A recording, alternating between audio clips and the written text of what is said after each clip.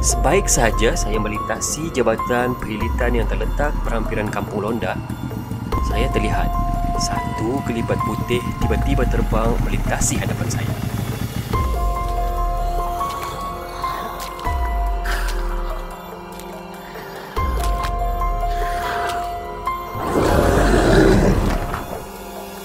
Hai semua, berjumpa lagi di segmen Kisah Seram di Best TV.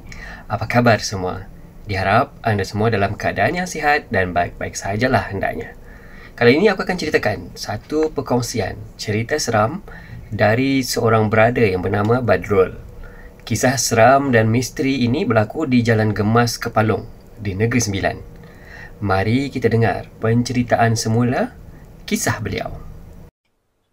Siapa pernah terkena ketika melalui Jalan Gemas Palong di Negeri Sembilan pada waktu malam?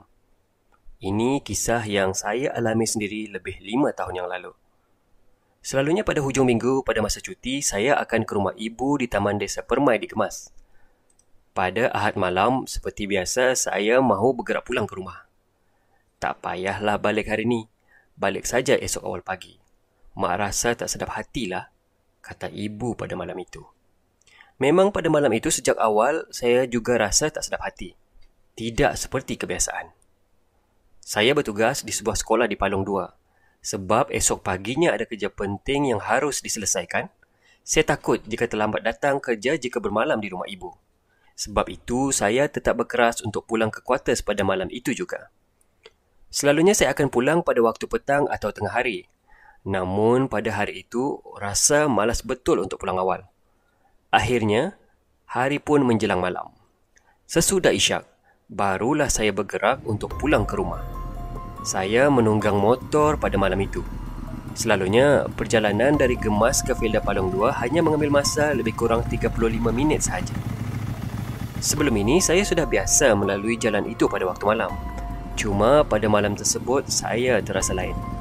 Rasa tak sedap hati. Tak tahulah macam mana nak gambarkan keadaan itu. Keadaan pada jalan malam itu agak gelap dan pekat. Hanya lampu motosikal sahaja yang menerangi lewat. Sepanjang perjalanan pulang itu, tidak banyak kereta yang melalui jalan tersebut, walaupun jam belum menghampiri pukul 10 malam.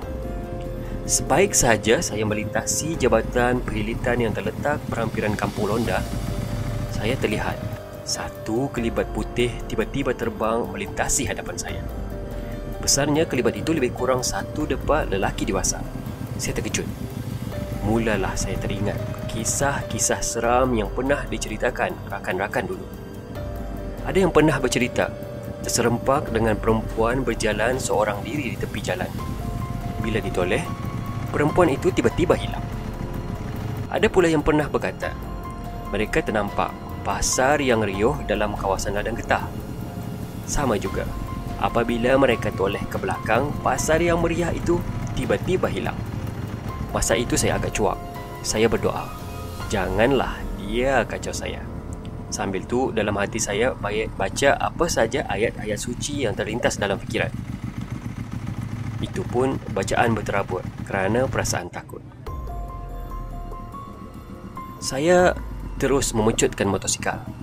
Sesekali saya melihat cermin sisi untuk melihat kelibat tadi. Lega hati saya bila kelibat putih tadi sudah hilang entah ke mana, gaib dalam kegelapan malam. Tapi apa yang penting, ia tidak lagi mengikuti saya. Tetapi sebaik saja saya melintasi satu kawasan perkuburan di Kampung Londa, hidung saya tiba-tiba menangkap bau wangi. Susah hendak saya gambarkan bau itu, tapi ianya adalah bau yang amat harum. Belum sempat bau itu hilang, tidak jauh di depan saya perasan ada satu benda yang berada di tepi jalan. Sewaktu melintasi kawasan itu, saya beranikan diri untuk menoleh ke arah sesuatu tadi. Jelas di mata saya, ada wanita berpakaian putih sedang berdiri di situ. Rambutnya panjang, sambil menundukkan mukanya. Sekali lagi saya terkejut. Siapa kelibat wanita serba putih itu? Mungkinkah itu lembaga yang tiba-tiba melintas di depan saya tadi? Saya tidak tahu. Hati sudah diselubungi dengan rasa takut. Bulu roma saya sudah tegak berdiri. Saya terus memecut. Tetapi ketika itu juga saya dapat rasa motor saya bagai hilang upaya. Seakan-akan ada benda berat sedang menumpang di belakang saya ketika itu. Saya menukar ke gear rendah, masih juga sama. Seperti ada kuasa kuat yang sedang menarik dari arah belakang. Saya gagahkan juga untuk mengulas tombol minyak. Namun motor saya bagai lemah, tidak berdaya, seakan berat sangat beban di atasnya. Enjin mula berbunyi kuat, tapi terlalu berat untuk bergerak. Saya tak berani untuk pandang belakang, tetapi saya kuatkan diri.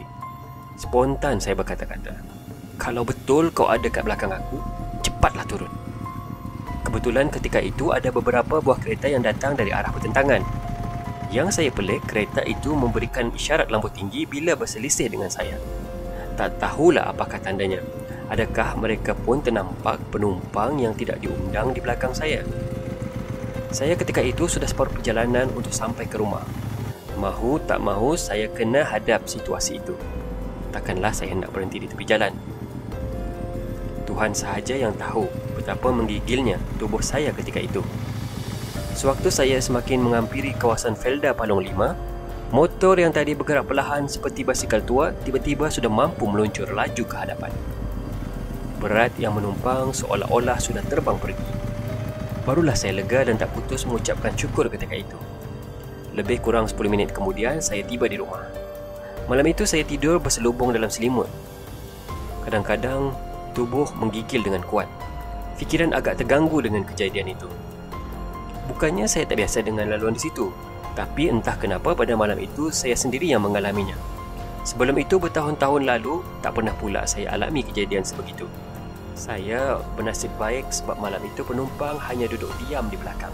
Bayangkanlah kalau dia menyergah dan mengganggu saya. Mungkin di situ juga saya terkencing dan pingsan. Mungkin juga saya akan menemui kemalangan dan akan cedera parah. Mungkin anda yang berani atau suka mencari benda-benda begini akan ketawa bila baca kisah pengalaman saya ini. Saya akui, saya bukanlah seseorang yang terlalu berani dengan benda-benda begitu. Kalau boleh, saya memang tak nak bertemu dengan makhluk-makhluk itu. Kisah itu tadi diceritakan oleh Badrul berdasarkan pengalamannya sendiri sewaktu melalui jalan itu. Banyak lagi kisah seram dan misteri di jalan raya dan laluan di seluruh Malaysia. Kita akan cuba rungkai dan kongsikan dalam episod-episod yang akan datang. Okey geng, jangan lupa untuk tekan butang like, share dan subscribe channel Best Best TV. Dan jangan juga lupa untuk tekan butang loceng supaya kalau ada video baru nanti, kamu boleh terus tahu dan tengok. Kami akan sajikan banyak lagi konten menarik di channel ini pada masa akan datang. Sokongan anda semua sangat bermakna untuk kami. Jaga diri, jaga keluarga, patuhi SOP. Bantu mereka yang memerlukan. Kita jaga kita. Bye-bye. Jumpa lagi.